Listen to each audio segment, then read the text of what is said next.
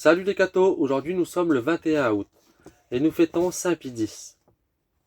Joseph Sarto naît le 2 juin 1835, à Rièze en Italie. À 9 ans, il confie déjà à sa mère son désir de devenir prêtre. À 11 ans, au jour de sa première communion, il promet à Dieu de rester chaste et de se consacrer à son service. Après quelques années d'études, il entre au grand séminaire de Padoue. Sa soumission et sa piété exemplaires, sa franche bonté et ses qualités d'esprit donnent de grandes espérances. Prêtre à 23 ans, il s'acquitte de ses devoirs sacerdotaux avec un zèle extraordinaire. D'abord vicaire à Tambolo, puis curé à Salzano, il se signale par son dévouement et sa charité surtout auprès des pauvres campagnards. Le choléra ayant éclaté, il soigne ses paroissiens jour et nuit, les administre, les ensevelit. Conscient de sa tâche de pasteur, il partage son temps soit auprès des pauvres, soit au confessionnal, soit à genoux au pied du Saint-Sacrement. Tant de désintéressement et de vertu le mettent en vue. Bientôt, l'abbé Sarto doit accepter l'évêché de Mantoue. Évêque, il se propose d'être tout à tous. Mon peuple me trouvera toujours ferme à mon poste, toujours doux et plein de charité. Sous les ornements de l'évêque, le peuple, sans battre un cœur de père, créé cardinal puis patriarche de Venise, Monseigneur Sarto reste toujours pauvre, au service des humbles.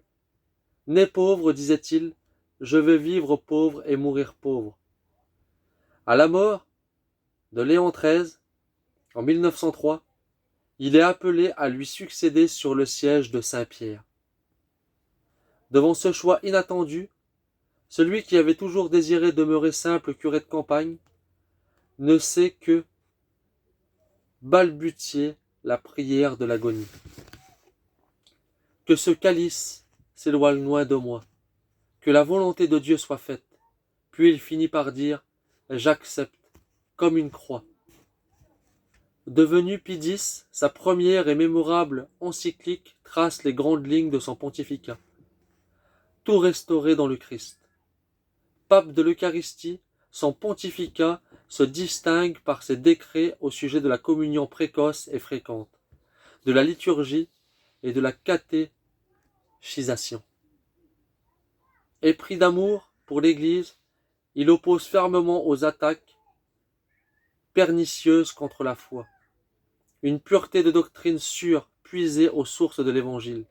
Il condamne notamment l'hérésie moderniste et opère de grandes réformes dans le clergé.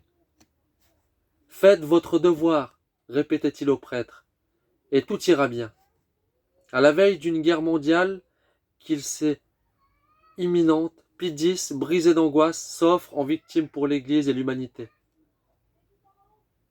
Il s'éteint doucement le 20 août 1914.